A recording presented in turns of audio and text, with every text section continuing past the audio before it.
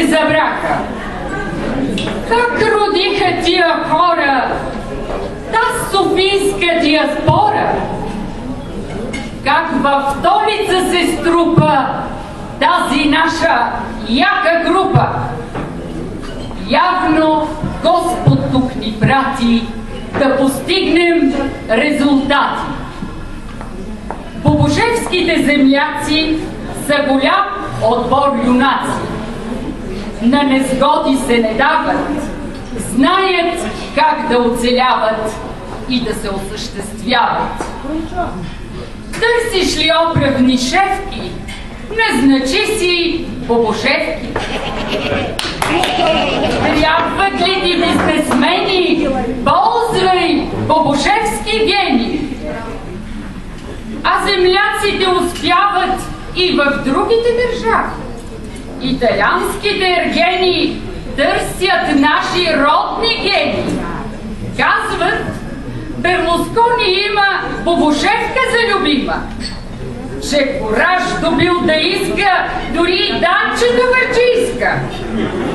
Минали си е велможа, смятал да й се предложи.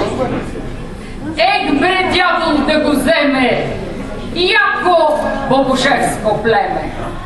Още рано в вековете селището ярко свети.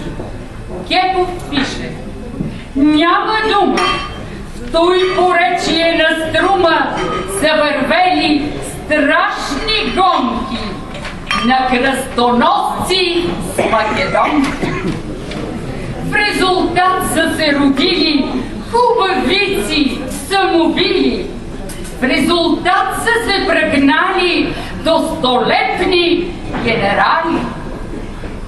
А как сме бобошевци днеска? Кризата дали ни треска? И дали не е далече родното ни място вече? Преотделяме ли време на бобошевските проблеми? Или обичта си правим само с едно на здраве? Моля малко за внимание. Ще изкажа пожелание. Час настъпи, братя мили, да положим още сили, да огнище да не гасне, а стремително да расне. За начало лозунг вдигам. Запишете го на книга. Да си идваме по-често в скъпото ни родно место. Аплодисменти, дами и господа, за автора!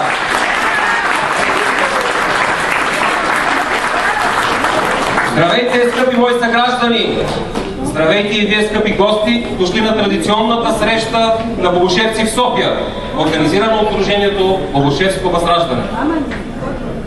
Искаме тази вечер да не се говори за политика, защото не правим политическа кампания. И искаме да не мислим за трудния живот в България, а само да се забавляваме, да танцуваме, да се веселим и да срещнем нови приятели от нашето родно село. Казвам родно село, защото когато съм се родил в Бобошево, то е било село и аз го обичам като село с цялото си сърце.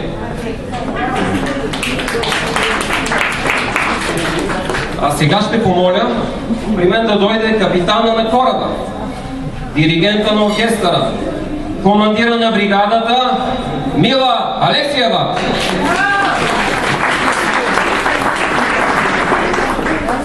Я да те попитам, Мила, ще намериш ли ти сила да стане нашата организация световна асоциация? До степен колко, че поне да стане член на ООН. След тези прекрасни думи на моите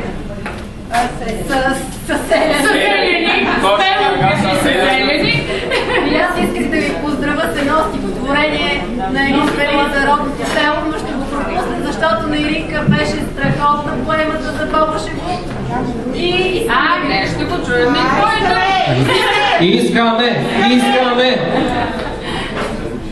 Път се вие през полето и се губи надалек. Зад гористите баири дим се вие тънък и лек.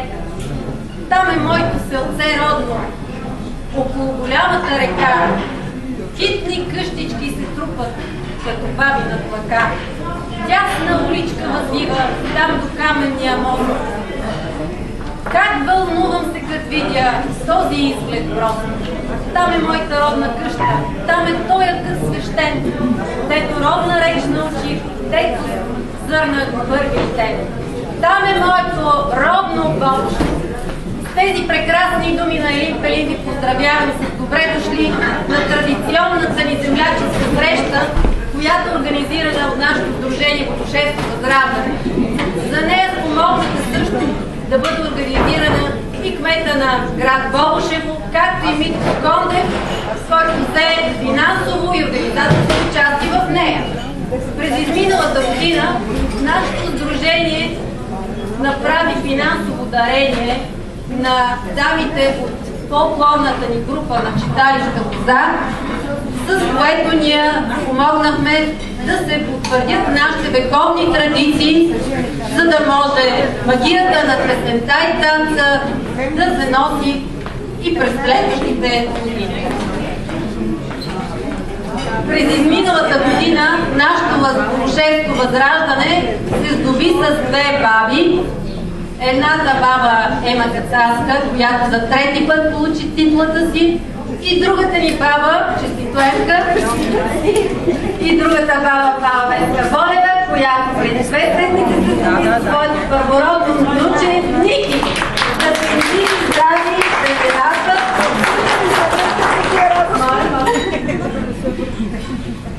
Да се им живи здрави в случаите си и много да ни радва. За това пожелавам една незабравима вечер на всички вас на нашата прекрасна земляческа среща. На здраве!